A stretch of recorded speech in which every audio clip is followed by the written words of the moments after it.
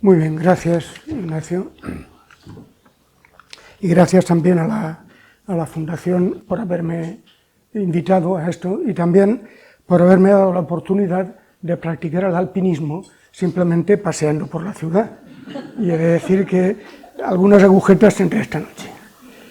Y bueno, el tema que me habían propuesto era hablar de, aprovechando el centenario del nacimiento o del desarrollo inicial de la mecánica cuántica, tal como ha sido declarado por Naciones Unidas, pues hablar de ese nacimiento. Y ese nacimiento yo escogí un doble nacimiento, que es lo que ahora explicaré. Y de hecho, el nacimiento no sería el 25, sino como explicaré luego, está a caballo entre el 25 y el 26. Pero claro, entre 25 y 26 eso no es fecha para hacer un aniversario o un centenario. Y los protagonistas son Heisenberg y compañía y Schrödinger él solo. Y he de decir que cuando empecé a preparar esta charla, me di cuenta de que esta charla iba a ser muy diferente de las charlas que otras veces he dado sobre mecánica cuántica. Y en un sentido. Y es que, no sé, seguramente conocerán eso que escribió Galileo, de que el libro de la naturaleza está escrito en lenguaje matemático. Bueno, eso es general para la física y para la mecánica cuántica también, y eso se suele evitar en las charlas de divulgación. En vez de hablar de ese lenguaje matemático, se hablan de analogías, de experimentos, de paradojas, se habla pues del experimento al lado de la rendija, se habla de un gato que está medio vivo, está medio vivo, medio muerto, como si hubiera leído a Santa Teresa de Jesús, con aquellos versos suyos, y se habla de todas esas cosas. Pero claro, el problema es que aquí se trata de hablar del nacimiento de la mecánica cuántica. Y hablar del nacimiento quiere decir hablar del formalismo matemático. Por lo tanto, hablar de matemáticas es inevitable. Yo esta mañana pues he hecho parte a Nacho y compañía de mis temores. Me han dicho, no, vas a tener una audiencia muy aguerrida que está acostumbrada a estas cosas y lo soporta todo. Bueno, yo me fío de ellos, pero también aseguro que fórmulas he puesto las mínimas. Y de todas formas las voy a explicar, porque una fórmula matemática, para quien no esté habituado a estas cosas, lo que tiene que ver es que es una forma compacta y precisa de escribir lo que de otra forma pues necesita muchísimas palabras para poderlos desarrollar. Y yo voy a hacer esto. Y antes de entrar en materia con estos dos personajes, lo que me voy a referir es algo que seguramente será conocido de todos ustedes, que son los antecedentes. Entonces, dentro de esos antecedentes está en primer lugar, bueno, ya sabrán que Newton era el que con un prisma mostró que la luz blanca pues se descompone con las luces, la luz de los colores del arco iris, y eso tiene ahí un continuo. Pero a mediados del siglo XIX, pues aparecieron ahí dos inventos que permitieron avanzar un paso más. Entonces, los inventos eran Bunsen con su mechero, y Kirchhoff, que descubrió un espectroscopio con el fin de analizar con más detalle eso. ¿Y qué hicieron? Pues en vez de aquí la luz blanca ponen entre medio un gas frío, ¿y qué es lo que observan? Pues que en ese fondo de colores del arco iris debido a la luz blanca aparece una serie de rayas negras. Y si en vez de poner la luz blanca ponen ese mismo gas incandescente, lo que aparece ahí sería el negativo, entre comillas, en el sentido de que el arco iris, los colores del arco iris aparecen en negro y esas rayas negras aparecen con el color correspondiente al lugar que estén ocupando ahí. Y eso sirvió ¿para qué? Pues para hacer un análisis de elementos químicos, y eso fue un progreso considerable dentro de la química. Pero claro, la cuestión era el tratar de entender por qué se forman esas rayas, qué tiene que ver con cada elemento, porque ya se ve que hay unos muy sencillos, el hidrógeno, que tiene en el visible solo 4 rayas, pero aquí está el caso del hierro, que es un desastre, ¿no? La cantidad de rayas espectrales que hay ahí. Y el primer paso fue tratar de clasificar eso, y eso fue una idea que tuvo Balmer, y después fue mejorado por Rydberg. Balmer lo que hizo fue un juego, y era tomando aquí las longitudes de onda de esto, o las frecuencias. Longitud de onda se representa tradicionalmente con la letra griega lambda, aquí está en nanómetros, y la frecuencia con la letra griega nu, y ahí está en terahercios. El producto de las dos da la velocidad de la luz, que en números redondos 300.000 kilómetros por segundo. Bueno, pues lo que se planteó Balmer era ajustar estos 4 números por una fórmula, y después de una serie de juegos, estaba muy dotado para ajustar números enteros con una fórmula. Y lo que vio es que la frecuencia era proporcional a esto, a la diferencia de las inversas de los cuadrados de números enteros, n y m números enteros. Y luego lo escribió así. Balmer lo hizo para el hidrógeno, y n era igual a 2, y después Rydberg lo generalizó a la parte del infrarrojo y del ultravioleta, y eso iba perfectamente. Y a partir de esos números se puede verificar que esa constante tiene que valer pues 3200, lo que sea, en terahercios. Vale, pues eso queda ahí. Pero lo que hay que recordar es frecuencia proporcional a la diferencia de inversas en números enteros al cuadrado. Y ahora viene la formulación tradicional. Hay 3 elementos que intervienen para la aparición de la cuántica. Primero, Balmer, Planck, esto ya lo conocerán, que lo que estudió era el cuerpo negro. ¿Cuerpo negro qué es lo que han de entender? Pues imaginen que es una cavidad, un horno, perdón, cualquier material que está cerrado y solamente un agujerito. Eso se pone a una temperatura, aquello se calienta en el interior de la radiación, y con ese agujerito, tratando de que se escape lo menos posible para mantener el equilibrio, se analiza la radiación que hay ahí en función de la frecuencia.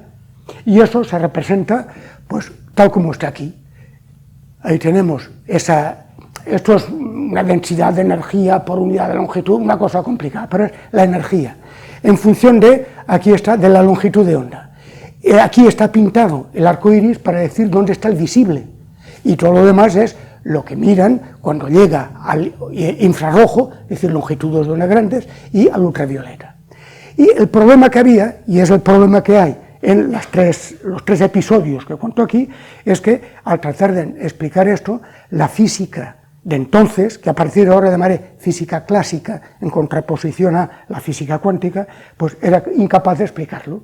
Lo que hacía la física clásica era estas curvas, que son diferentes valores de la temperatura, porque esto se hacía cuando se llegaba al equilibrio, reproducían la cola. Pero al llegar aquí al infrarrojo, esto seguía creciendo. ¿Y cuál era la predicción? Que para las longitudes de onda cortas, para el ultravioleta, la energía que había allí era infinita, lo cual es un absurdo. Y aquí la gráfica ya muestra que no.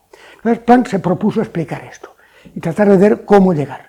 Y bueno, por una serie de razonamientos muy largos, llegó a la conclusión de que podía reproducir todo eso si hacía una hipótesis que chocaba a la física clásica, que era suponer que los intercambios de energía entre la radiación y la materia no tomaban cualquier valor, sino valores discretos.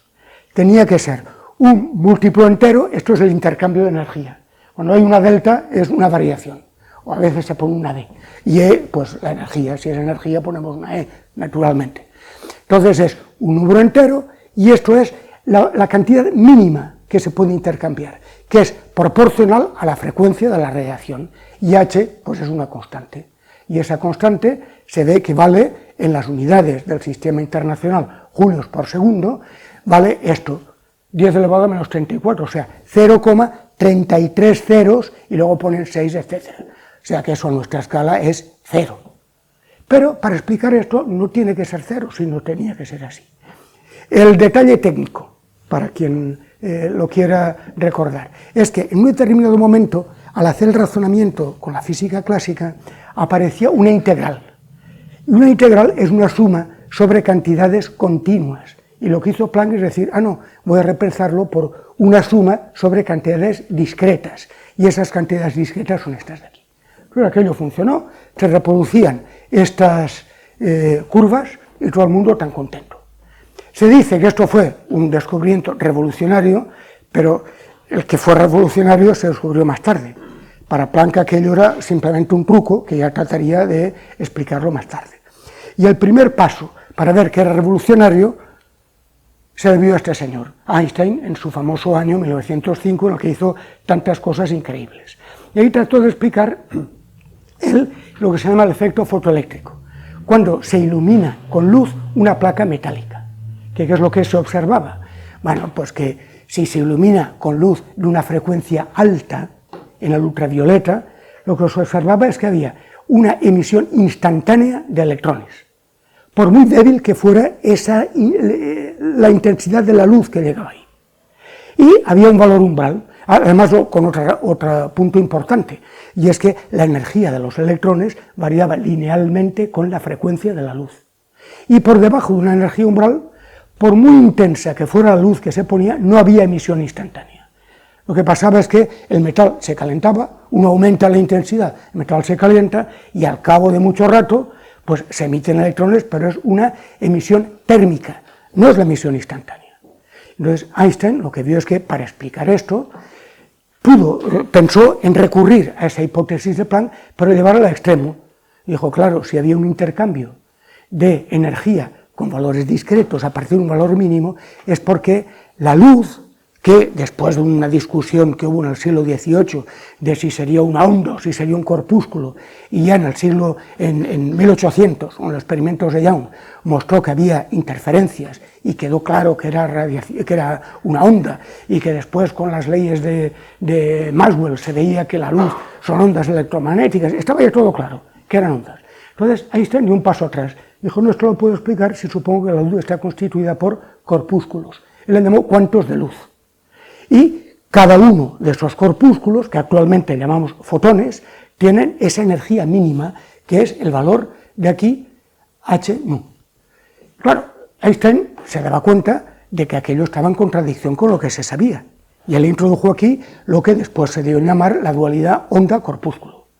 Él dijo, bueno, aquí hay algo, un misterio que habrá que tratar de entender, y en algún momento veremos cómo se hace.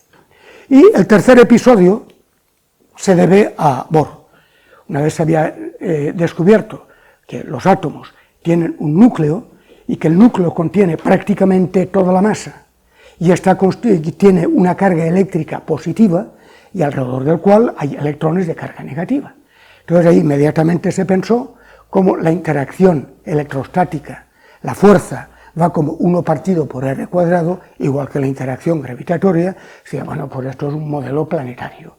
Y esto es como electrones que están describiendo órbitas en torno al núcleo, exactamente como los planetas. Pero la teoría clásica te dice eso no es posible, porque toda carga eléctrica acelerada emite radiación y pierde energía. Ese es el fundamento de las emisiones de radio. Lo que se hace es, por mecanismos, en radio y televisión, por mecanismos electrónicos complicados, se hace que en una antena se hace oscilar cargas eléctricas, y eso emite unas ondas, que son las que después captamos pues con nuestros receptores. Entonces, es imposible, desde el punto de vista clásico, que un átomo permanezca estable. ¿Y por qué los electrones ahí están acelerados? Toma, porque decimos que están describiendo una órbita. Si están girando, su velocidad va cambiando constantemente. Si la velocidad varía con el tiempo, quiere decir que están acelerados, pues acabó la historia. Y entonces intervino Bohr, porque dijo, no, aquí sabemos que eso no es cierto. Entonces, ¿qué hipótesis vamos a hacer? Y él pensó relacionar esa estabilidad con las hipótesis anteriores. Ahí, de alguna manera, pensó Bohr, tengo que hacer intervenir la constante de Planck. Ahí, de alguna manera, esos fenómenos nuevos que hizo Planck y que después Einstein, tienen que aparecer aquí, y la constante h tiene que salir. Entonces, ¿qué hizo? Suponer que hay órbitas en las cuales los átomos no emiten radiación. Son órbitas estables, digamos así. Órbitas, el lenguaje estándar, es decir, son órbitas estacionarias. Entonces, mientras un electrón esté en una de esas órbitas, no emite radiación. ¿Cuándo emitirá radiación? Pues cuando pase de una de esas órbitas a otra órbita, bien sea porque absorbe energía y salta a otra órbita, o bien porque estando en una órbita de alta energía, pues bueno, con el tiempo eso emite energía y pasa al estado de mínima energía. ¿Qué condición puso para describir esas órbitas?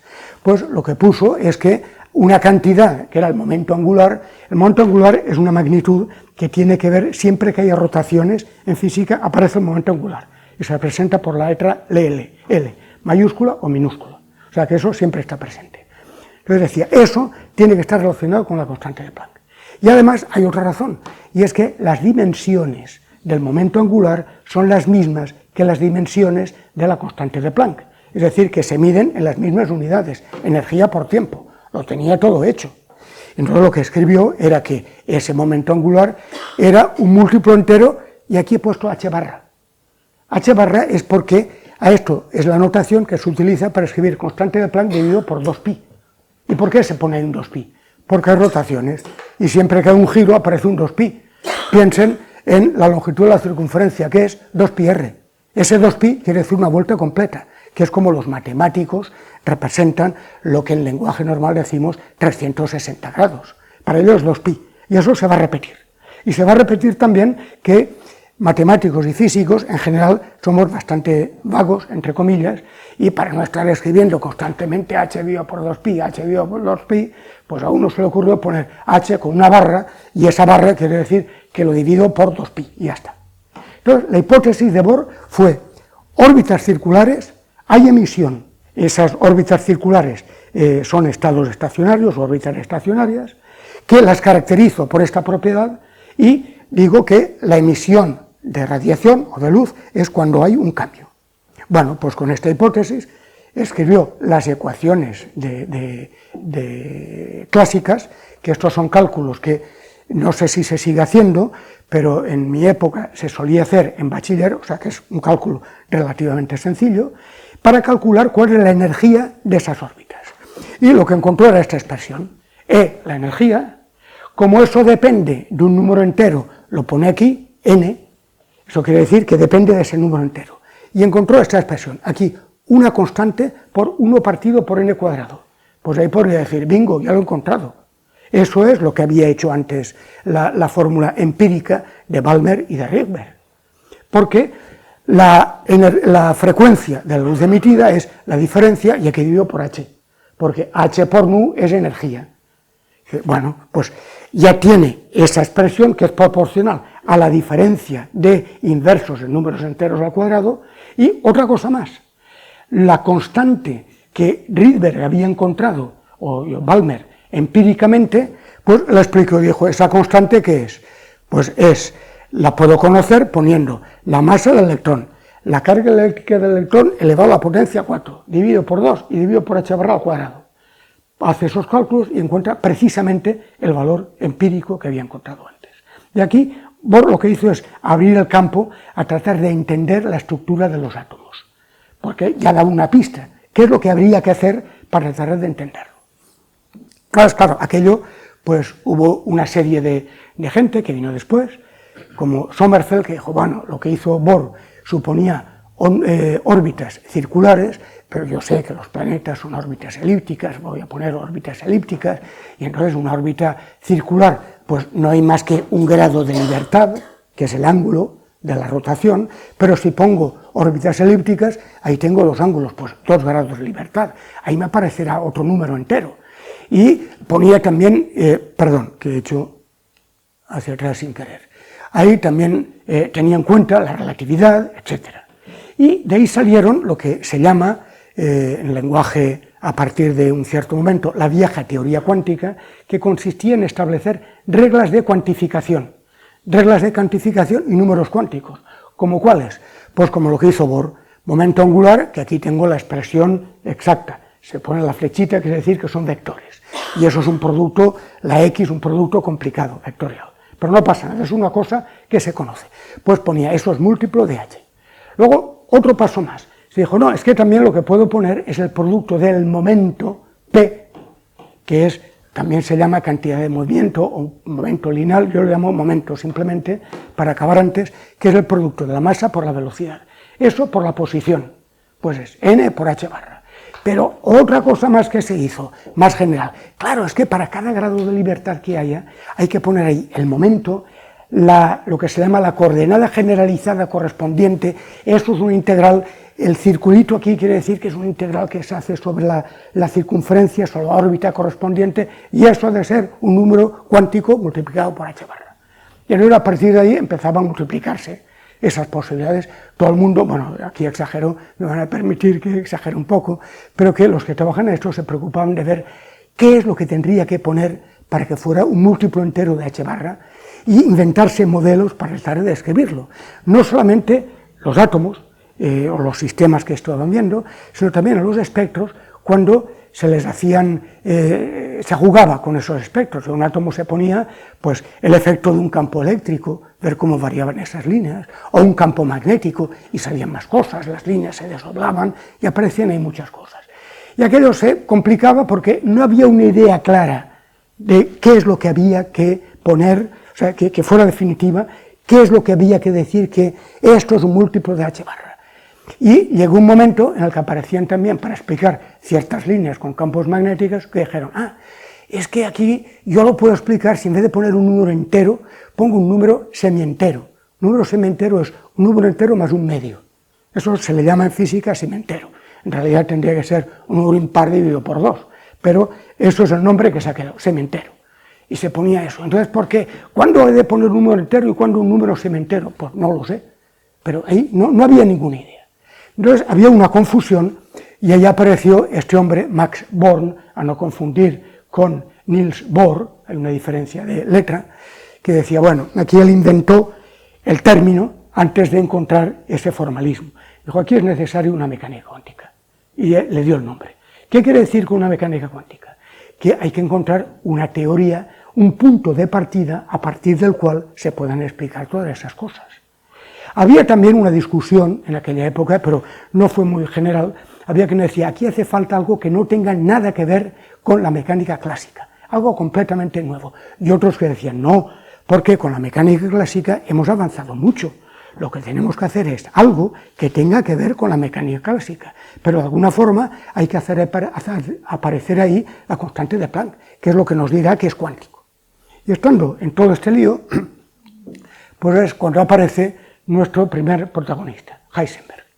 Heisenberg, hizo la tesis con Sommerfeld. Cuando acabó la tesis, se fue con Sommerfeld, estaba en Múnich. Cuando acabó, se fue como ayudante de Max Born, que estaba en Gotinga, en el centro de Alemania. Y, mientras tanto, había estado trabajando con estas cosas. Él fue uno de los que introdujo números semienteros. Y decía, bueno, aquí hay que hacer algo porque estamos muy despistados. Y escribió un artículo del que he extraído aquí estos párrafos, y luego pondré también otros, en los que reflejaban la filosofía, o digamos, como llamamos en física, digamos el punto de partida, la fundamentación, lo que quería pensar. Y su argumentación era la siguiente. Dice, a ver, aquí en estas reglas que se utilizan, se basan en relaciones entre magnitudes, como la posición, el periodo, etcétera, que son, y él dijo en aquel momento, aparentemente inobservables. Dice, bueno, pues estas reglas no tienen ninguna base física, a menos que se tenga la esperanza de que más adelante se pueda acceder experimentalmente a estas magnitudes ahora inobservables. Es decir, ahí lo que adoptó es un punto de física que en filosofía se dice positivismo, pero el mismo positivismo que había utilizado Einstein para su teoría de la relatividad y que estaba inspirado en las ideas de Ernst Mach, un físico y filósofo de la ciencia. Hay que evitar la metafísica dentro de la física y apegarse a lo que se pueda medir. Y eso, pues bueno, bien ordenado, ha sido un principio que ha hecho avanzar mucho la física y la ciencia en general. Ahora decía que en este artículo trata de establecer las bases para una mecánica cuántica, el nombre ya lo había dado Born, teórica, análoga a la mecánica clásica, en el sentido que estaba diciendo antes, fundada exclusivamente entre magnitudes observables. Aquí había dicho que aparentemente inobservables, tal vez más adelante se puedan observar, un par de años después dijo, es que no lo podemos observar. Eso es lo que pasaba ya con las relaciones de indeterminación, pero eso es otra historia en la que no voy a entrar, porque si no, no acabaríamos nunca. ¿Y qué magnitudes observables hay? Las frecuencias. Él pensaba en el modelo de Bohr, hay frecuencias, y esas frecuencias dependen de dos números enteros, porque son frecuencias cuando el electrón salta de una órbita n a otra órbita m, lo ponía así. N y con dos índices, o bien para evitar escribir siempre el 2pi delante, pues se pone el omega. Omega es lo que en física se llama pulsación, y se pone un omega nm. ¿Y cómo lo describiría? Pues él pensó que si es una órbita, si tiene en mente una órbita, eso es un movimiento periódico, y eso en la mecánica clásica o en física clásica se describe mediante una serie de Fourier. Y ahora, antes de explicar lo que es una serie de Fourier y poner ahí, pues me va a permitir que haga un interludio musical. El interludio musical es este. Bueno, a tomar diapasones. Un diapasón así, que tiene distinta longitud, distinta masa, etc. Se da un golpecito, nosotros oímos una nota, y eso que son vibraciones de presión. Esas vibraciones de presión se pueden recoger en un osciloscopio, en este caso un osciloscopio de barrido, ¿y qué es lo que se ve en el osciloscopio? Pues esta serie de oscilaciones, más o menos ajustadas según cuál sea la frecuencia. Si la frecuencia es alta, están muy pegadas, si la frecuencia es baja, están más separadas. Y eso matemáticamente se describe mediante estas funciones trigonométricas, el coseno y el seno, que dependen de esto, el 2pi inevitable por la frecuencia y el tiempo. Y esto pues se puede jugar con esto. Entonces, paso siguiente.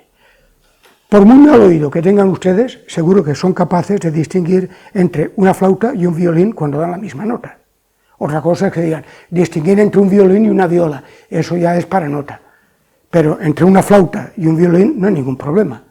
Y aquí pues pongo una flauta y un violín dando la misma nota, en este caso el do4, en un piano es el que está en medio, el do que está en medio. Y eso corresponde a esta frecuencia 263.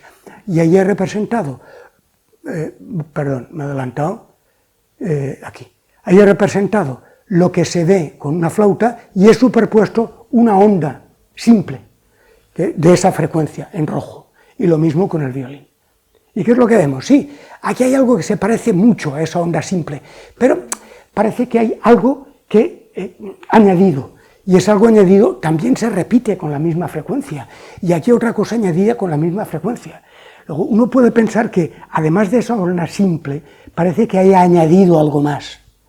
Y en el caso de un violín, pues no digamos, porque aquí es más complicado, tengo esos picos que aparecen, se repiten con la misma frecuencia, y hay otros picos. Bueno, pues todo esto, sin tener naturalmente ni idea de lo que era un osciloscopio, ni saber cómo se hacía, dedujo Fourier, pues entre 1809 y 1811, un teorema general, y es que cualquier movimiento periódico se puede escribir como una suma de oscilaciones o de ondas simples. Y lo escribió así. Pues esto es ondas simples, aquí lo tengo, senos y cosenos de esos argumentos. Pero miren que la frecuencia, si es de frecuencia no, aquí aparece algo distinto de esto, y es que aparece un número entero. Siempre que aparezca n, a menos que lo contrario, que no lo diré, es un número entero. Entonces, aquí aparece una suma de ondas que son esa frecuencia, en lenguaje musical, para seguir con ello, sería, si n es igual a 1, frecuencia no, eso es la frecuencia fundamental. Y cuando multiplico por 2, eso es una octava, y se dice que es el primer armónico. Y si multiplico por 3, la segunda octava, que era el segundo armónico, etc. Pues hay que poner una superposición de esto. Estos son los parámetros, unos coeficientes que me dice qué peso tiene cada uno de ellos, y aquí con esta sigma, la letra sigma mayúscula, sigma de suma, pues sumo sobre todos esos índices y ya está. Y eso lo demostró matemáticamente. Y para utilizar una notación más corta, pues se utiliza esta igualdad, una igualdad de Euler, que en la que, para quien no esté familiarizado con esto, ahí aparece el número e, 2.72 no sé cuánto, que es la base de logaritmos neperianos, aquí aparece el número i, que el número i es la raíz cuadrada de menos 1, o sea, un número que multiplicado por sí mismo da menos 1, lo cual uno hace pensar que, claro, estos matemáticos son muy extravagantes, y hacen estas extravagancias y unas cuantas más, con la particularidad de que todas ellas acaban al final apareciendo en la descripción del mundo real. Y para eso están los físicos detrás, esperan a ver qué hacen para apropiarse, físicos e ingenieros también, con esta notación. Y se habla de números complejos, etcétera, etcétera.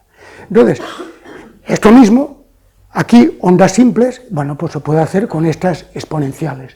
Esto se llama en física ondas planas. por razones que ahora no vienen al caso.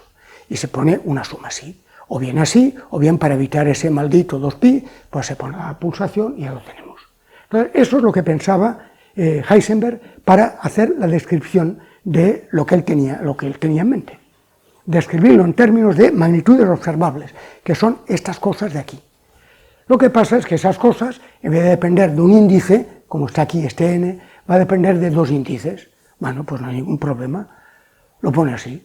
Por ejemplo, la posición del electrón, en función del tiempo, es lo que significa, aquí está t es tiempo, y este paréntesis. Pues se va a poner como una suma de ¿qué? De esas ondas planas, que dependen de esa pulsación n con los índices nm, aquí hay un peso, y se suma sobre esos índices. Bueno, pues hasta ya está muy bien, lo ha dicho, pero ahora hay que ver si eso conduce a algo útil. Dijo, bueno, pues para resolverlo, ¿qué iba a hacer? ¿Resolver el átomo de hidrógeno? Dijo, no, antes voy a inventarme un enemigo al cual pueda dominar, simplemente para ver si estas cosas, esta idea que tengo en mente, se puede resolver. ¿Cuál es el problema que tenía que hacer? Ver si era capaz de determinar esas frecuencias que están escondidas ahí y estas amplitudes. En unas ecuaciones, ser capaz de calcularlas. Y una vez calculadas, y a ver si se pueden hacer predicciones, etc. Y entonces el problema que se inventó es el de un oscilador anarmónico. ¿Oscilador armónico qué es? Bueno, pues ejemplo de oscilador armónico, todos los físicos, el ejemplo primero que viene a la mente cuando se hace un problema simple es el oscilador armónico, lo más sencillo. Es aquel en el cual, cuando se desplaza un sistema de la posición de equilibrio, la fuerza que hace que vuelva al equilibrio es proporcional a la separación. Eso es, la fuerza, la causa y el efecto son proporcionales. Eso es el oscilador armónico. Por ejemplo, un péndulo. Una masa que cuelga de un hilo se separa con un pequeño ángulo de la posición de equilibrio. Entonces va oscilando. Y ese movimiento se describe en términos de ondas simples. Claro, aquello era muy sencillo, porque entonces era redundante. Si ya sé que se describe en términos de ondas simples y quiero describirlo en términos de ondas simples, pues lo voy a obtener, seguro. Por eso lo complicó Heisenberg y puso un oscilador anarmónico. Es decir, que en esa fuerza que la separa, no solamente pone un término que depende de x, la separación, sino que puso un término que dependía de x cuadrado. Y eso lo trataba con una perturbación y estudiaba ahí los efectos y demás. Y bueno, pues a ver si eso funciona. Y lo que encontró era ahí básicamente dos cosas.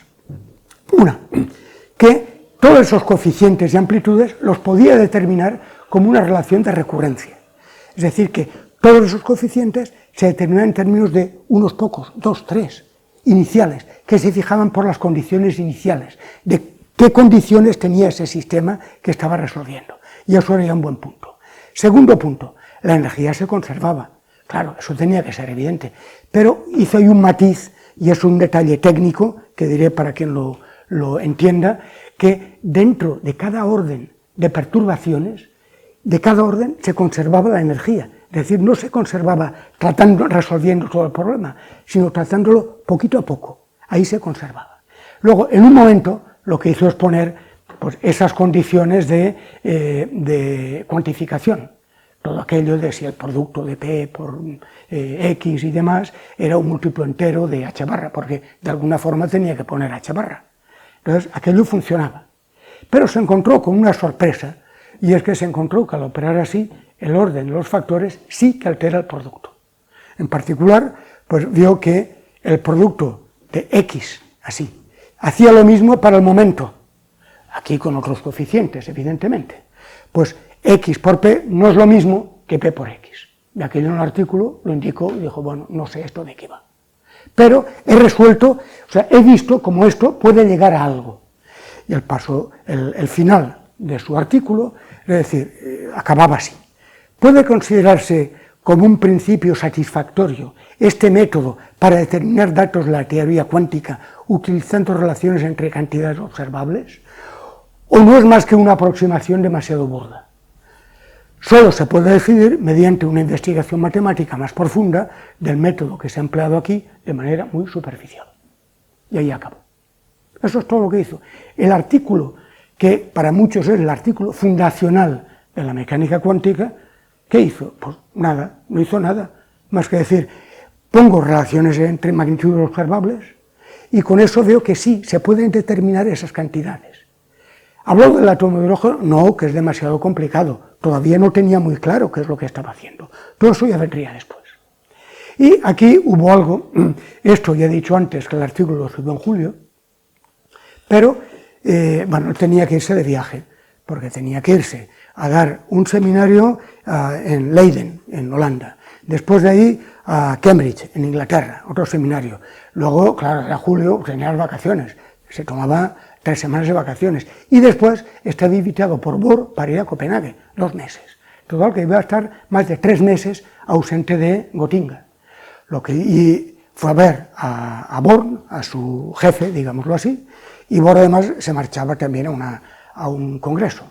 Total, que dijo, bueno, dejo aquí, le explicó por encima qué es lo que había hecho, le dejó el manuscrito y le dijo, míreselo, si le parece adecuado, mándolo usted a publicar. Born miró aquello, le pareció que era muy coherente todo lo que había hecho y que tenía sentido el publicarlo. Pero se quedó muy intrigado por esta relación. ¿Qué quería decir eso? De que hay cantidades que no conmutan. Y aquí lo que pasa es que Born era matemático de formación. Y él, de hecho, hizo la licenciatura, el doctorado, fue profesor de matemáticas, hasta que en un momento cambió su orientación y se dedicó a la física. Eso hicieron otros cuando apareció la relatividad y cuando aparecieron también lo que sería la mecánica cuántica. Entonces recordó de sus años de estudiante que en alguna asignatura le habían hablado de esto. Es otra, otra idea de los matemáticos, que conciben un ente, que era un tablero de números, al cual le llaman matrices, y que tiene esa propiedad, que en general el producto de esos tableros de números no conmuta. Dijo, a ver si eso tiene que ver con matrices. Bueno, ¿y dónde vio aquí el tablero de números?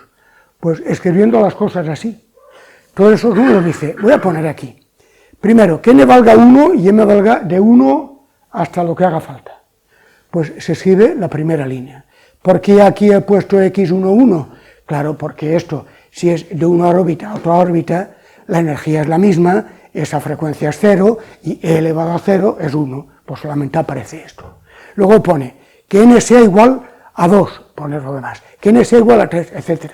Dice, claro, ahí ya tengo un tablero de números, y eso es una matriz. Pues vamos a ver, se planteó él, si todo lo que ha contado el Heisenberg lo puedo describir en términos de matrices, y ese sería el fundamento más riguroso que Heisenberg estaba esperando. Y ni corto ni perezoso, como lo tenía al ayudante Heisenberg, pero tenía al ayudante Pascual Jordan, pues en septiembre escribió un artículo sobre el cálculo de matrices. Y una matriz en general pues es esta cosa, un tablero de números, así, con esos índices, y lo voy a poner aquí como A porque es la notación que utilizo aquí para todos esos coeficientes, y pongo corchetes de momento para decir que es una matriz. Entonces, empezaron a hacer lo mismo que había hecho Heisenberg, pero Heisenberg había partido la ecuación de Newton y estos partieron la ecuación de Hamilton. Eso es, después haré referencia a esto. Es otra manera de describir la mecánica clásica, que es interesante porque las ecuaciones de Hamilton determinan separadamente, bueno, en conjunto por ahí, una ecuación para la posición, otra ecuación para el momento, y están implicadas a través de una función que se llama hamiltoniano. Poco importa, pero es eso lo que hace. Y eso parecía más conveniente. Lo hizo así, y entonces en un momento lo que vio es que, claro, se podía hacer, y al tratar de poner, o al poner, mejor dicho, la constante de Planck, obtuvieron esa igualdad, que la matriz de momento por la matriz de posición menos la matriz de posición menos la matriz de momento era menos el I, esa unidad imaginaria aparece ahí, h barra, que indica que estamos en el buen camino cuántico, multiplicado por la matriz unidad, y esa matriz unidad, pues es esto, un tablero de números en donde en esta diagonal todos son unos y lo demás es cero. Luego, sabiendo ya que todos esos son matrices, pues se escribe más simplemente así, P por X menos XP igual a menos I H barra, y uno ya pues evita el poner todas estas cosas. Entonces, vale, ya hice un buen paso. Y a partir de aquí ya voy a dejar hablar de matrices, porque no voy a describir ni qué es, ni dónde llega a parar y demás, sería demasiado complicado. Me reservo la artillería para lo que viene después. Y ¿Qué resultados hubo después? Pues aquí está todo lo que sucedió en esos 6 meses. Los protagonistas, Heisenberg, el primero, Born, Jordan y Pauli, que también había sido ayudante de Bohr, precisamente cuando Pauli se marchó ya con un contrato a Hamburgo, pues le sustituyó como ayudante Heisenberg. Y aparece también Dirac. Dirac, digamos, un outsider, un inglés, que apareció por allí y se mezcló, y por eso pongo aquí los resultados, sus artículos, un poquito separados. Y a esto me referiré al final. Y lo que pasó es, aquí, en julio, las fechas que pongo aquí son fechas de recepción del artículo en la revista, que es lo que normalmente se utiliza para garantizar digamos, la paternidad o la originalidad del artículo. Luego se publicó más tarde. Pues el artículo de Heisenberg era reinterpretación teórico-cuántica de las reacciones cinemáticas y mecánicas. Después vino Bohr y Jordan sobre la mecánica cuántica. Born insistía mucho en llamar mecánica cuántica a lo que él había inventado sin saber de qué iba. Y entonces apareció ahí esto. De repente se cuela Dirac, que estos no lo conocían, nadie conocía a Dirac allí en Gotinga. Y Dirac estaba en Cambridge, no había asistido al seminario de Heisenberg, en el que por otra parte no habló de esto, habló de otras cosas, pero Heisenberg había mandado las pruebas de su artículo a Fowler, que era el jefe del departamento en Cambridge. La prueba se lo mandó, y Fowler, que era el director de tesis de Dirac, le dijo, mira, esto es lo que me ha mandado, a ver qué hay ahí. Y Dirac se fijó en aquello y dijo, a ver, tuvo la misma reacción que Bohr, es decir, ahí hay algo que no conmuta. Lo que pasa es que el camino que tomó fue otro. No pensó en matrices, pensó en otra cosa. En algo, esto lo digo también por si a alguien le suena, que en la teoría clásica hay otra de las maneras de describir la mecánica clásica, es a partir de algo que se llama corchetes de Poisson. Y es ahí una relación entre derivadas de cantidades, de cosas, y ahí se puede escribir las relaciones. Y eso fue lo que pensó Dirac. Y dijo, es que esa relación de ahí que ponen, eso lo puedo relacionar con los corchetes de Poisson. Y Dirac empezó a describir algo que sería pues una álgebra no conmutativa. Eso sería en términos matemáticos. Y bueno, lo dejo aquí y ya está. Pero a Bohr le sorprendió mucho porque encontró que, vio que Dirac había encontrado relaciones que habían las mismas que había encontrado Bohr y Jordan. Y sin hablar de matrices, llegan los mismos resultados. Esto parece magia. Y luego no era magia, simplemente son dos maneras distintas de hacer. Luego vino un artículo, Bohr, Heisenberg y Jordan, que es realmente el que sentó todas las bases del formalismo, que ahora llamamos mecánica cuántica en su formulación matricial, y aquí era versión 2. Y aquí lo que hacían era, si hay matrices, hay que organizar el hamiltoniano, buscar valores para aquí y para allá, eso era lo que hacían. Pero tampoco resolvieron el átomo de hidrógeno. Eso lo hizo Pauli. Pauli, que era el más listo de todos, pues le costó un poquito el llegar a resolver ese problema, pero lo hizo. Y entonces escribió otro artículo, en enero, lo escribió sobre el espectro de hidrógeno desde el punto de vista de la mecánica cuántica. Y mira por dónde, ahí aparece una semana después, o 5 días después, que manda esto a otra revista, Dirac, que ponía mecánica cuántica y una investigación preliminar del átomo de hidrógeno. No lo llegó a completar. Pero ves cómo Dirac metía baza. Bueno, pues aquí está, estos 5 señores, pues son los que hicieron los primeros desarrollos de la mecánica cuántica. Y ahora aparece, ¿cuál era la reacción de todos los físicos? ¿Cómo reaccionaron frente a eso? Pues nadie tenía idea de lo que era una matriz, porque eso era cosa de matemáticos, eso no se estudiaba. Actualmente, lo que son el cálculo de matrices se aprende en primer año de facultad, en física, en químicas, en matemáticas, y eso ocupa, pues no sé, cuánto será, en 6 o 7 clases se explica el fundamento. En el artículo que habían escrito Born y Jordan, dedicaron 30 páginas a explicar lo que eran matrices, propiedades de matrices y cálculo matricial.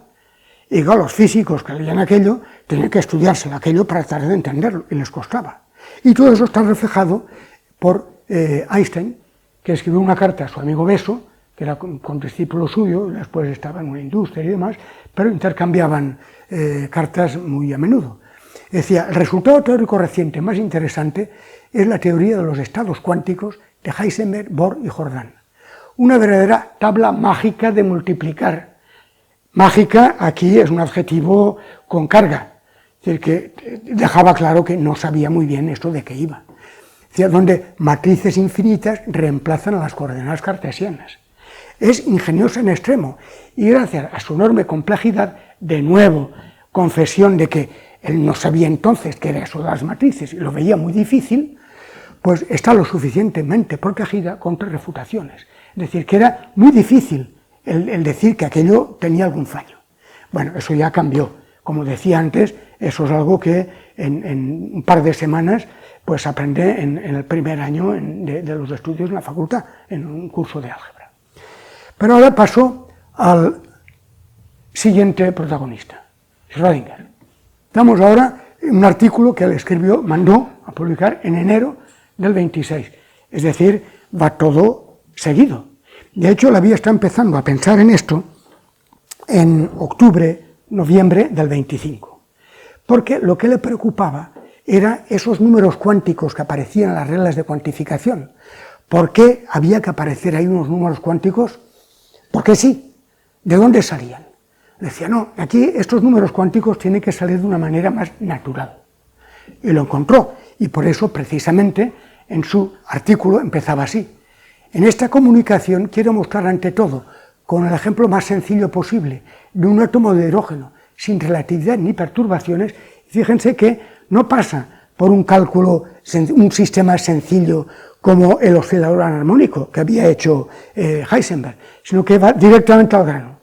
El cálculo del átomo de hidrógeno lo calcula la primera, y eso ya era un punto a favor de ese desarrollo. Entonces decía que ahí las reglas habituales de cuantificación se reemplazan por otra condición, en la que ya no hay que empezar con números enteros. Estos números enteros surgen de forma natural, al igual que surge el número enteros de nodos en una cuerda vibrante. Y luego, un poco más adelante dice, mi teoría ha sido inspirada por la publicación de un trabajo de Louis de Broglie. Pero aquí hay dos cosas sobre las que voy a contar. Una, la cuerda vibrante, ese número entero de nodos, el que aparezca de forma natural, y el otro, que es lo que le inspiró a Schrödinger ese trabajo de Broglie. Bueno, pues a partir de ahora voy a hacer una serie de incisos antes de llegar a escribir la ecuación de Schrödinger, que la voy a escribir, naturalmente. Pues primero, ¿qué hizo Louis de Broglie? Louis de Broglie se inspiró en la relación que había hecho Einstein cuando hablaba de la luz, que era una onda, y encontró que estaba bien si hablaba de unas partículas, unos cuantos de luz. Esa dualidad que se llamó después dualidad onda-partícula. Y de Broglie dijo, bueno, esto lo ha pensado para los fotones, no se llamaban fotones, para la luz, que es una onda. No podría hacerse simétricamente con el electrón, que se considera que es una partícula, ¿no manifestaría también unas propiedades de onda? Y aquí, fíjense lo importante que es. Uno puede tener una idea y lanzarla así, pero esa idea no sirve de nada si no se llega a resultados concretos. Y es ahí donde estaba el mérito de esto. Uno puede decir, es que eso sería simétrico. Bueno, nos paramos y ¿qué? Hay que mostrar que eso se puede hacer y hay que mostrar que eso llega a resultados que se pueden contrastar con el experimento y además predecir resultados nuevos, si no se avanza poco. Por eso es precisamente lo que hizo, pero utilizando una serie, un camino bastante complicado para que no lo ponga aquí, porque ya de entrada hacía referencia a la teoría de la relatividad. Básicamente el punto de partida que hacía era decir, a ver, Einstein había mostrado que masa y energía eran equivalentes. Entonces ponía ahí la masa del electrón, pues relativista, ponía una expresión, si hay por ahí una energía, esa energía voy a asociar a una frecuencia, hará intervenir la constante de Planck, y haciendo todas esas cosas, llegó a escribir una relación entre, y eso es lo interesante, entre lo que podemos asociar a propiedades de partícula y lo que podemos asociar a propiedades de onda. Propiedades de partícula, el momento. Propiedades de onda, la longitud de onda. Miren aquí, pongo un ejemplo. La partícula, pues una partícula como este objeto, pues bueno, ocupa un lugar en todo momento, lo puedo tirar por ahí y en cada instante está ocupando un sitio. Y ese sitio yo lo caracterizo por la posición, por el momento que tiene, etc. A diferencia de lo que sucede con una onda, si dejo caer una piedrecita en la superficie del agua, se forman ondas. ¿La onda qué es? Una perturbación que se va propagando, está deslocalizada. No puedo decir, como en el caso de una partícula, que está aquí o está acá. No, ahí en un momento está en muchos sitios a la vez. Y además, fíjense que produce interferencias. Cuando tengo ahí dos ondas, ahí en medio hay una superposición, donde en un momento una está para arriba, la otra tira hacia abajo, y el resultado es que se anulan, en otro momento se pueden reforzar, etc. Esas son las interferencias. Y estas ondas, lo pongo aquí, porque se caracteriza por algo a lo que después haré referencia. Miren que hay, en este caso son ondas circulares. Eso se describe con senos y cosenos, con ondas planas. Y aquí esas ondas circulares, miren que son círculos concéntricos. Y en un instante dado, que es el instante de la foto, pues hay una serie de puntos que forman una circunferencia que están todos en la posición más alta. Luego baja por ahí, y a continuación otros que están en la posición más alta. La diferencia de la distancia que hay entre ellos, eso es la longitud de onda. La caracterizamos ahí. Ya todas esos círculos que se van emitiendo, esas circunferencias, a eso le llamamos frentes de onda. Insisto en eso porque después mostraré frentes de onda reales y simulados, digámoslo así. Entonces, él escribió aquí, propiedad de partícula, el momento, propiedad de onda, lambda, y demostró que ese producto es igual a la constante de Planck. ¿Qué pasa en el mundo macroscópico? Esto él no lo dijo, pero lo digo yo ahora. El mundo macroscópico, pues ya he dicho que la constante de Planck es 0,33 ceros hasta tener algo distinto de cero. Para nosotros eso es cero absoluto. Entonces, en el mundo macroscópico, aquí, aunque lo diga esta relación, este objeto es un objeto que es una partícula, no tiene propiedades de onda, porque si ahí tengo cero, el producto de dos números igual a cero, pues es o bien los dos son cero, con lo cual no tengo nada, o bien uno de ellos es cero. En este caso sería la longitud de cero y solamente tengo P. En otro caso, con una onda como aquí, pues ese momento es cero y solamente tengo la longitud de onda. Eso es importante retener porque al final acabaré hablando del límite de la mecánica cuántica. Y añadió una cosa que es lo que le hizo pensar a Rödinger. Dijo, es necesaria una nueva mecánica de carácter ondulatorio. Él no hablaba de mecánica cuántica, decía de carácter ondulatorio, que con respecto a las formulaciones usuales de la mecánica sería lo que la óptica ondulatoria es a la óptica geométrica. Ya me aparecía ahí dos cosas más que hay que explicar, que era eso de la óptica geométrica y la óptica ondulatoria. Bueno, pues vamos allá.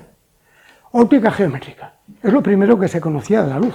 Se escribía en términos de rayos, un rayo de luz que llega, como por ejemplo aquí está simulado con una linterna que está haciendo un foco y se ve claramente que aquí están puestas las ondas para que no olvidemos que realmente son ondas, pero vemos aquí este rayo de luz y entonces están las leyes de la reflexión y de la refracción.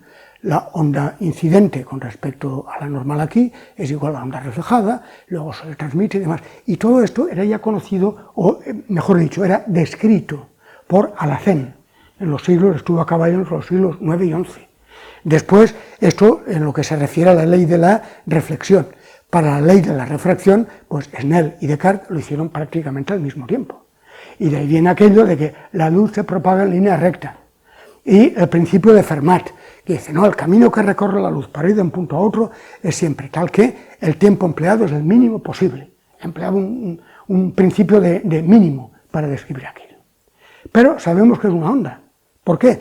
Pues porque ahí tenemos Huygens, el experimento de Young, luego Fresnel, que describió matemáticamente ese comportamiento de onda, luego Maxwell, que Maxwell con su teoría electromagnética mostró que la luz es una onda electromagnética, no hay duda, es una onda electromagnética, produce interferencias, etcétera, etcétera. ¿Y cómo se describe una onda? Con frentes de onda. Entonces, ¿qué relación tiene esto con esto? Pues que esa trayectoria, esos rayos, no son más que las líneas que son perpendiculares en todo momento a los frentes de onda. En este caso, con frentes de ondas esféricos, son radios. Luego hoy tenemos esa relación, que podríamos decir, hombre, es que si digo que la luz va en línea recta, eso es como haría una partícula. Yo quiero una partícula va así en línea recta, a menos que haya alguna causa que lo impida, pero si no, va en línea recta como una partícula. Pero no se hablaba de partículas, se decía rayos. Pero ahí está esa analogía, con lo cual lo que tienen que retener es que esa dualidad de partícula y onda, en el fondo, es más vieja de lo que creemos. Toda la discusión que hubo en el siglo XVIII entre Newton y Huygens, Newton pensaba que la luz eran partículas y Huygens defendía que eran ondas. Ya teníamos ahí esa dualidad y que venía de antes. Lo que pasa es que no se expresaba en términos de una dualidad como la conocemos en mecánica cuántica. Pero esa idea estaba ya ahí metida. Entonces, cuando se tienen los rayos perpendiculares a los frentes de onda, óptica geométrica y óptica ondulatoria. Y lo que decía de Broglie era que esa nueva mecánica tendría que tener en cuenta ese tipo de analogía, pero al hablar de partículas. Y Schrödinger lo que hizo fue recordar otras cosas que se habían hecho. Y ahí pongo, en fin, aquí voy a ir muy rápidamente, ya en el siglo XVIII, Maupertuis estableció un principio de mínimo también. Decía, no, es que la trayectoria que sigue, en el caso de Fermat era, la luz sigue el tiempo mínimo para ir de un punto a otro. Aquí decía una partícula, para ir de un punto a otro, lo que sigue una trayectoria tal que la acción, que en este caso era el producto de la masa por la velocidad y por la distancia, es la mínima posible. Esto sería el principio de mínima acción, es como se conoce ahora. Y hubo hay formulaciones en la mecánica clásica, que vi unas cuantas, son estas y algunas más, que no mencionaré, se escribe como el punto de partida, pues la ley de Newton, fuerza igual a masa por aceleración. Pero después ha habido otras formulaciones, equivalentes, que el punto de partida es distinto, como en el caso de Lagrange, no, hay una función que llamamos lagrangiano, como punto de partida, cuya descripción es exactamente la misma que la de Newton, lo que pasa es que me permite, por una parte, algunos problemas complicados, resolverlos de forma más sencilla, pero por otro lado, abro caminos nuevos, y me es más fácil describir cosas que me resultan difícil de hacer con la ley de Newton. Luego apareció Hamilton, con otra función, que llamamos hamiltoniano, naturalmente, pues otro punto de partida, todo lo equivalente y demás. Hamilton hizo una cosa más. Aparentemente, Hamilton no estaba al corriente de lo que había hecho Maupertuis, porque él estableció también un principio de mínimo, y él le llamaba función característica, es lo que llamamos acción, pero la definió así, es un integral donde es la diferencia entre energía cinética y energía potencial. Eso es precisamente el lagrangiano, pero él aparentemente no lo sabía. No había mucho, esto era a principios del siglo XIX, no había mucha relación entre las cosas que se hacían en un país y en otro en aquella época. La relación, bueno, había por ahí algunos problemas, aparte de que estaban en guerra. Entonces, lo que hizo fue establecer que si esas ecuaciones que se habían escrito eran equivalentes a decir, esa cantidad es mínima y a partir de ahí encuentro las ecuaciones de la mecánica clásica. Pero Jacobi dio un paso más y escribió la ecuación que se llama de Hamilton-Jacobi, que es la ecuación que tiene que satisfacer esta función, la acción. Y escribió una ecuación donde aparece, a partir del hamiltoniano, aparece posición, aparece esa acción que depende de la posición, depende del tiempo, etcétera, etcétera. ¿Y qué es lo que pasa cuando se representa esa acción? Esa acción aquí se dice que ha de ser mínima. Mínimo quiere decir que cuando se calcula la primera derivada es cero. Y cuando es cero se dice es estacionario. Lo que pasa es que ahí puede haber mínimo o máximo. La palabra es que esa cantidad es estacionaria. Aquí yo lo estoy simplificando todo esto poniendo con una dimensión. En realidad son 3. Entonces, en vez de poner aquí derivada nula, pues en realidad sería gradiente nulo. ¿Y qué es lo que pasa cuando se representa la solución de eso? Se encuentra que si se representan aquí en discontinuo, las líneas de esas discontinuas son aquellas en las que la acción es mínima, ¿qué es lo que aparece? Pues algo que se parece a los frentes de onda. ¿Y cuál es la trayectoria de la partícula? La trayectoria de la partícula son perpendiculares a esos frentes de onda. Luego, aquí está lo que faltaba para la analogía que había hecho antes, a la que se refería antes de Broglie, para el caso de la óptica. Y esa analogía está reflejada aquí. Tenemos, por un lado, la luz, óptica ondulatoria. Hay frentes de onda. Sí, pero esos frentes de onda, pues por una, digamos, una astucia o un truco matemático o una forma de describir más simplemente determinados fenómenos, puedo escribirlo en términos de rayos, y esos rayos los puedo asimilar a trayectorias de partículas. Y con lo de partículas en mecánica clásica, tengo partículas y tengo trayectorias, pero si utilizo esa analogía, lo describo en términos de la acción y demás, acabo por tener que, pues, superficies de la acción estacionaria que solo asimilo a ondas. Pues ese fue el punto de partida que hizo Rödinger. Insisto en esto porque normalmente cuando se habla de la ecuación de Rödinger, yo no sé si ustedes habrán tenido, algunos de ustedes supongo que sí, que habrán tenido clase de física cuántica, de química cuántica, cosas de estas, pues la ecuación de Rödinger parece que aparecía siempre caída del cielo. Claro que es un postulado, un punto de partida, pero Rödinger no se lo inventó así como así, no se levantó un día y dijo H por phi igual a E por phi, no, tuvo un razonamiento, y ese razonamiento es precisamente esto que estoy poniendo aquí, y es, yo creo, importante el conocer. Entonces, todo esto lo que le inspiró a Rödinger, esa frasecita que ponía ahí, este trabajo está inspirado por un artículo de Broglie, era todo esto. Ahora después veré cómo lo era. Pero allí también había otra frase que hay que destacar, que decía, los números cuánticos aparecen de forma natural, como el número de nodos una cuerda vibrante. Bueno, pues vamos a hacer otro interludio musical y pongamos aquí una guitarra. Una cuerda vibrante, ¿qué es? Por eso, cualquier nota que tenemos aquí tiene puntos fijos y eso se hace vibrar.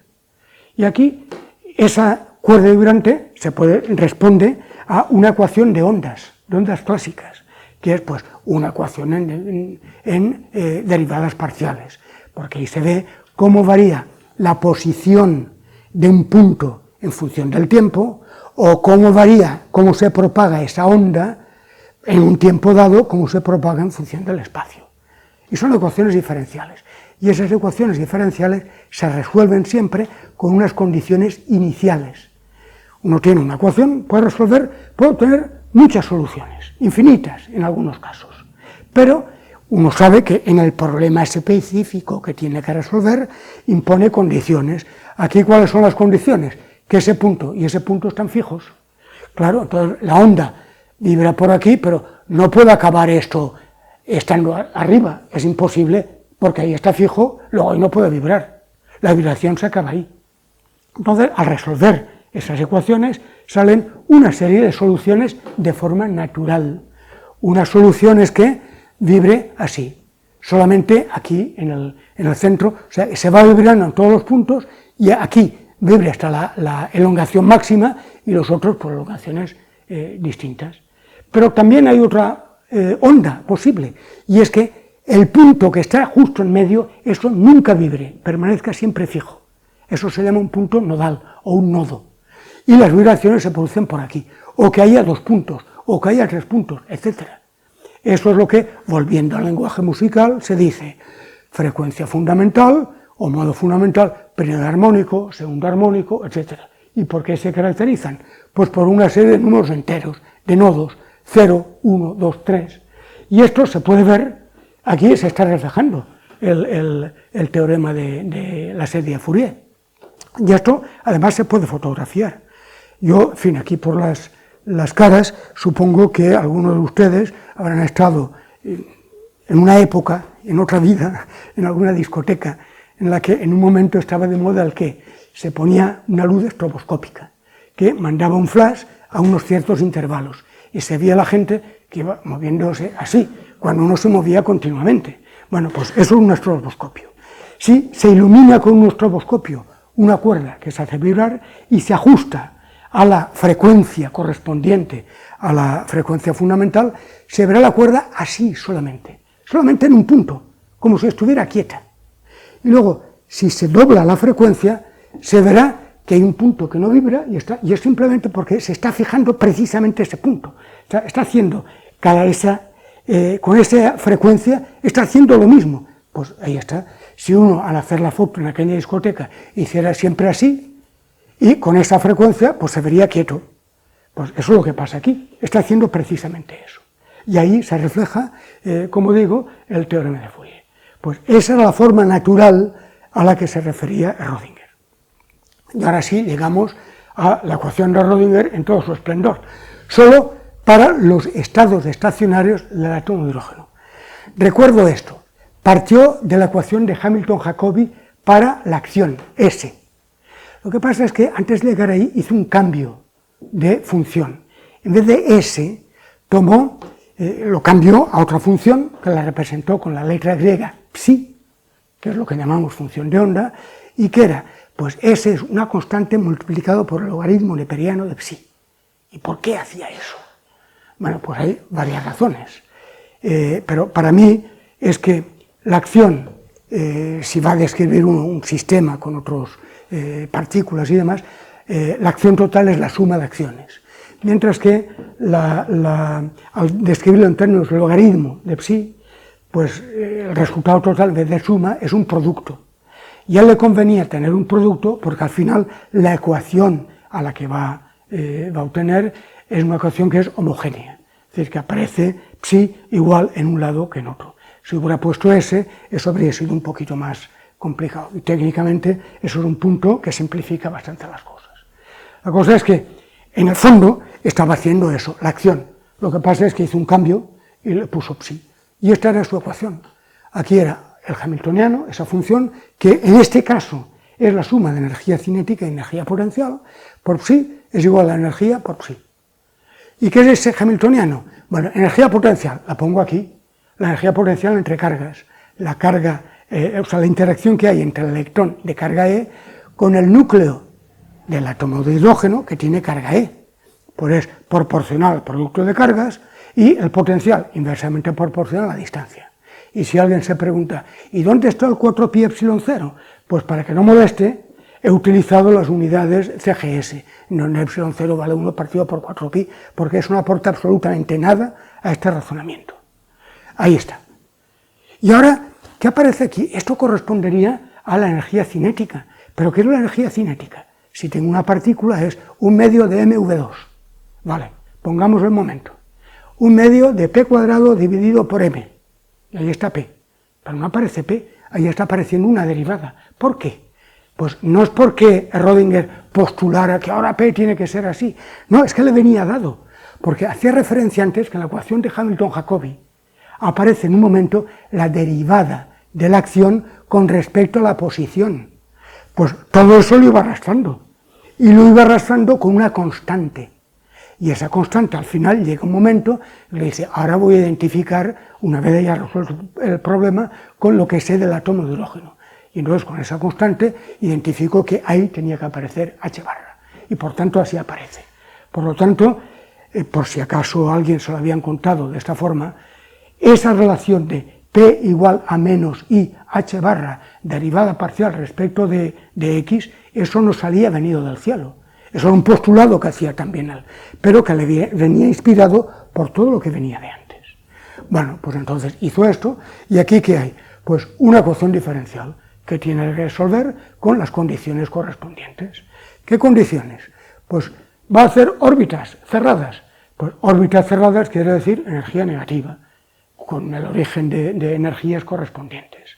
Pues para eso, exactamente igual como con la cuerda vibrante, aparece una serie de números enteros. Pero aquí aparecen 3, porque la cuerda vibrante era en una dimensión, y aquí, aunque yo no lo haya escrito, estoy poniendo X, pero aquí, por simplicidad, eso es en 3 dimensiones. Aquí tenía que haber puesto la laplaciana en 3 dimensiones. No lo hago para no complicar las cosas, pero eso está ahí. Entonces decía, claro, hay 3 números, y entonces esa función de onda depende en realidad de 3 números cuánticos, que llamo NR, se llama el número radial, L, que es número de momento angular, número azimutal, y M, la tercera componente, llamamos actualmente. Y la energía, pues la energía va a depender también de números cuánticos, pero aquí aparece un número, N, que no es ni NR, ni L, ni M, es la suma de N sub R más L más 1, y eso es precisamente una de las cosas que había hecho Sommerfeld en sus reglas de cuantificación y demás. En un momento dijo, no, aquí hay que generalizar ese número cuántico, en realidad aparece 2, porque hago intervenir el número azimutal. Bueno, eso aquí le aparecía a Rödinger de manera natural, no tenía que postular nada más, le salía solo. ¿Y qué obtenía? Pues la expresión habitual. Y todo esto en el primer artículo salió solo. Yo no sé ahora qué es, pero estoy a punto de acabar, porque ya llegamos al final.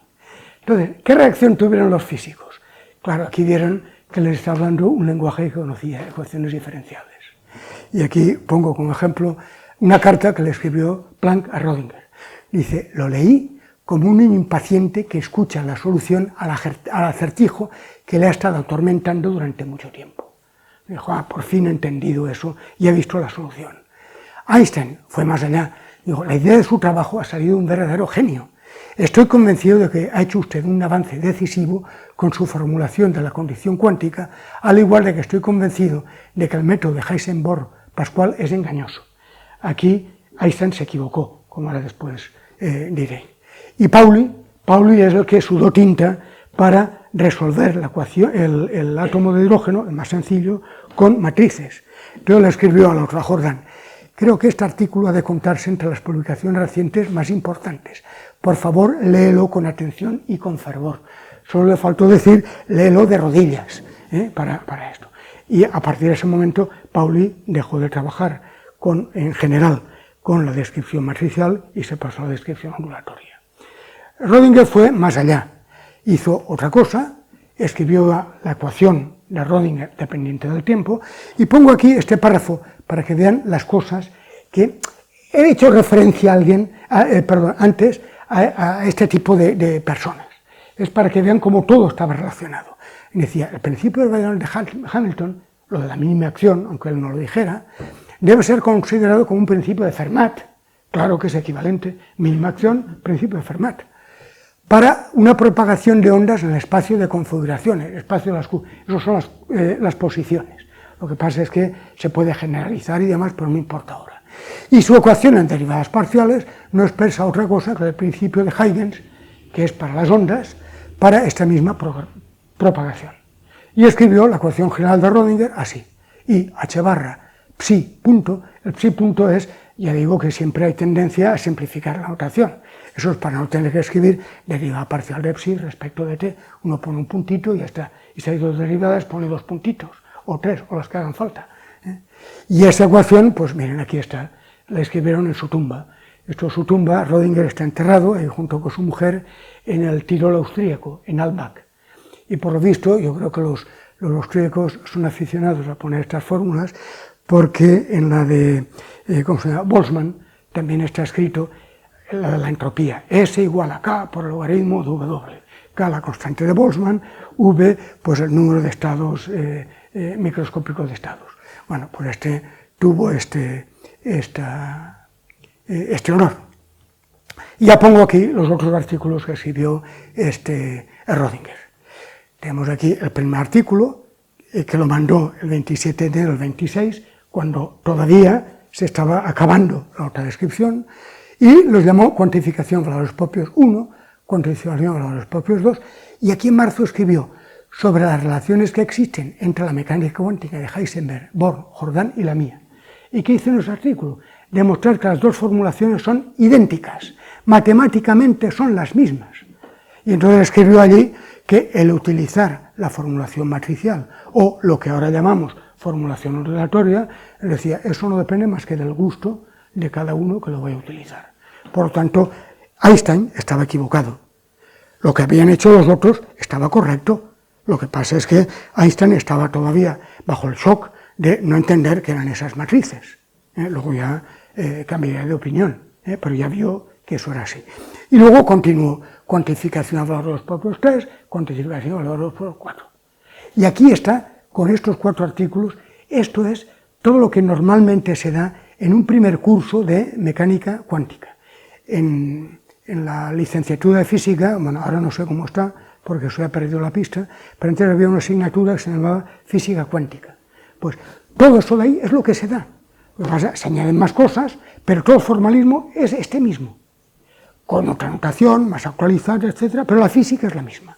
Y eso sigue teniendo validez, esto ahora. Ahora, aquí falta una cosa por aclarar, y es que sí, he escrito una función de onda y una psi. ¿Y qué es esa psi? ¿Qué quiere decir? Pues aquí es donde Rödinger estaba equivocado, porque Rödinger decía, no, eso es una función real. No estoy diciendo que esa analogía que venía la luz es una onda real y yo lo asimilo a una partícula y a una partícula la asimilo real, la asimilo a una onda, esa onda tiene que ser real. Y le decía, bueno, pues ¿qué será? Para describir la onda del electrón, pues es una onda real, un espacio de 3 dimensiones. Pero hice una cosa, más bien, el electrón es un paquete de ondas, en el lenguaje técnico es paquete de ondas. ¿Y qué quiere decir paquete de ondas? Pues es una superposición de ondas. Aquí pongo una onda simple y aquí, no sé si llega a verse, pongo ondas simples que difieren poco en longitud de onda. Se producen interferencias, la suma es esta, y vemos cómo así se va consiguiendo que esas interferencias hagan que sea cero en ciertas zonas y sea máxima en otras. Bueno, pues poniendo ahí un continuo de longitudes de onda con un peso adecuado, se puede obtener una cosa así. Algo que es cero en todos los puntos, menos una cierta zona donde ya están concentradas todas las ondas. Y Rödinger está muy contento por esto, porque decía, claro, esto tendrá más o menos el tamaño que se suele atribuir al electrón, y ahí tengo todas las ondas metidas. Luego esa cantidad va a representar una densidad de carga eléctrica que se propaga con el electrón. Y además había otra cosa, estaba muy contento, el que ahí hubiera muchas longitudes de onda, pues así se acabaron los malditos saltos cuánticos. Es decir, ¿qué pasa con el electrón cuando pasa de una órbita a otra? Pues ya con el modelo de Bohr es que salta, hay un salto cuántico, pasa de una órbita a otra, sin más. ¿Y qué hace en medio? No se sabe. Le decía, no, aquí no es eso, aquí es que todas esas ondas están ahí, pegaditas, y lo que hace que en un momento pase de una a otra, que las tiene, pues una cosa fácil, como se pueden conseguir las pulsaciones en una guitarra, que se pasa de una a otra, que están muy próximas. Estaba la mar de contento, pero le encontraron peros. El primero, aquí, fue Lorentz. Le dijo, no, estás equivocado, porque un paquete de ondas con el tiempo se ensancha. Y aquí está el ejemplo. Si inicialmente lo que tenemos es ese paquete que está concentrado ahí, dejamos que vaya con el tiempo, aquello se ensancha, ¿y qué pasaría? Que ese electrón pues, nos invade a todos, ocuparía todo, lo que es absurdo. Y además, ¿qué pasaría? Aquí, con un átomo con más electrones. Entonces tendría una función de onda que depende del electrón 1, electrón 2, electrón 3, etc. ¿Qué onda real es esa? ¿Qué es? ¿Una onda real para cada electrón? Entonces yo no tengo una onda real en 3 dimensiones. ¿Y una onda real en 3 dimensiones que dependa de esto? Le decía Rödinger, estás complicando las cosas más de lo que hace falta. No tienes razón, hay que buscar una interpretación más sencilla. Y esa interpretación vino de la mano de Born. En junio del 26 lo encontró es que esa función, él lo que hizo era estudiar un problema, que era mandar un haz de electrones sobre un átomo. Y ahí hay una colisión y entonces el electrón se desvía en una dirección o en otra. Y decía, bueno, pues trataba de calcular cuál es la probabilidad de que vaya en una dirección, de que vaya en otra, etc. Y en vez de hacer el cálculo matricial, que era lo que inicialmente quería hacer, encontró que era mucho más sencillo resolverlo con ondas. Dijo, y aquí llegó a la interpretación de que esa función de onda es una amplitud de probabilidad y que realmente esa cantidad representa la probabilidad por unidad de volumen de encontrar el electrón en un punto. Y al ensancharse el paquete, ¿qué es lo que pasa?